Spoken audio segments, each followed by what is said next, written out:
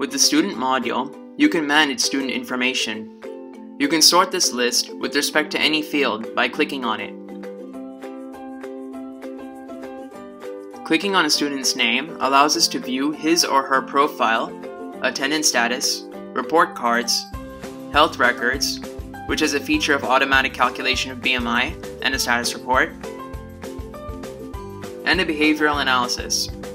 A nice feature about this section is that based on marks, attendance, and BMI, a system-generated response highlights problems that the student might be facing and also gives a possible solution to this problem. In the Add Students tab, we can add student information individually by filling in these details. To add bulk student information, go to Settings and click Import and Export Data. Now, click Import Data under Students and select the Excel file which you wish to import. But before this, let's take a look at how the file should be written. In the first row of the file, type in the required fields, and for each record, make sure that valid information is entered.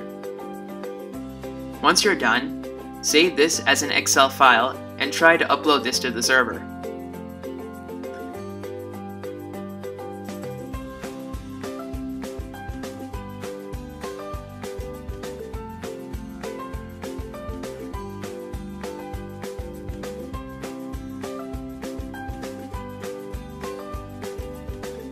If the student records you entered in the file already exist, with only slight modifications, then click Update Existing Records.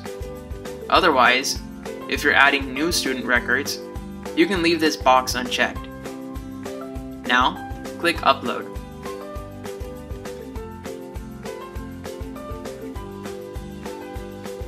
For this second step, the text in gray shows all the fields that we can enter information into, and we can map this information to any field in our Excel file. For example, whichever field I click on in this list, its corresponding entries will be considered as class data. In our Excel file, all the class information about every student was written under the field class. So we map class data with that field which contains the class information in the uploaded Excel file, that is, class. Similarly, we can map all other mandatory fields and other fields if required and click Import.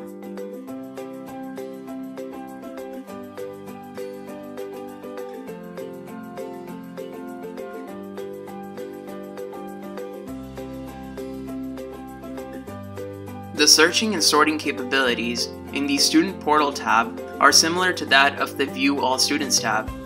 Additionally, you can alter the login credentials of a student. You can invite a student, which will send them an SMS or email giving them a unique username and password so that they can log into the student portal. You can invite students individually or all together with a simple click of a button.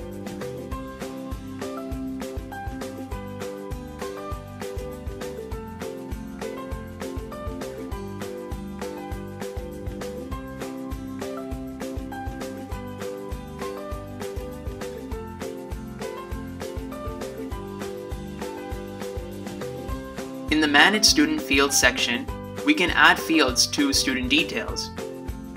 These fields will appear in the Add Student tab that we saw earlier, in the same order they are seen here.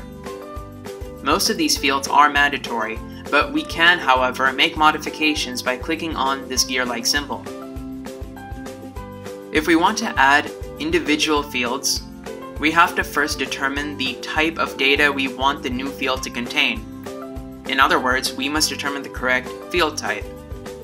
We have 4 field types to choose from. The first one is the text field. A text field consists of data that occupies a single line. So for filling information like first name, last name, or email ID, which occupy a single line, we require a text field. The second field type is a text area field.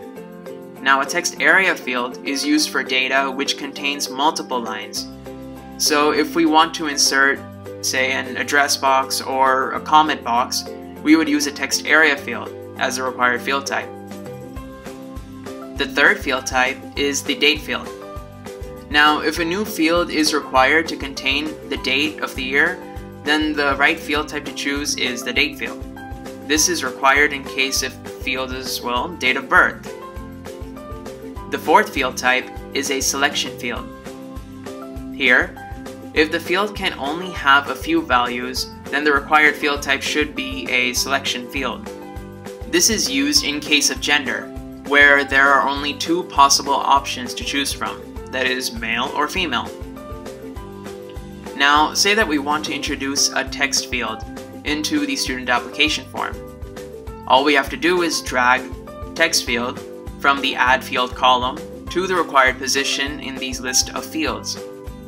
Remember that the position of a field in this list is also the order in which it appears in the student form. We can alter the position of any field by dragging and dropping it to the desired position. Now that we have determined the field type and created the text field, we can specify its properties. The first property is field ID. Well, this is just a tag which is used to reference this field. We don't need to worry about its details, and in any case, it can't be changed. Now let's take a look at the last property here, that is status. It accepts two values, published and unpublished.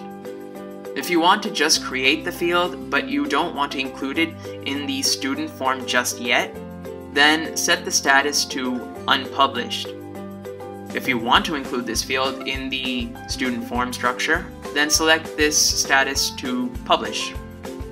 You can give a name to this field by using the label property, and this is the name you will see in the form.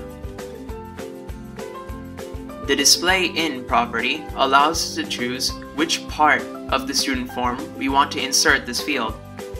Say I want to add this field to the additional details section. We can preview this by going to the Manage Students tab.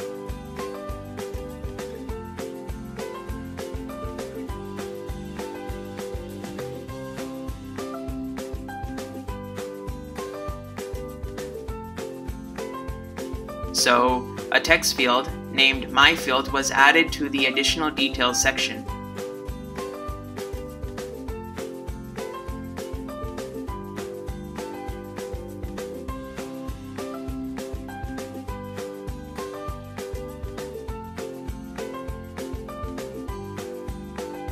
In our case, we just created a text field. But let's say we wanted to create a field called comment instead. But we know that since a comment would occupy several lines, we would need a field of type text area. So instead of deleting this current field and dragging and dropping a text area and re-entering its properties, we can just select text area field under the field type drop-down menu and you're done. Now, on previewing the student form, you'll see text area in place of text field with a label comment.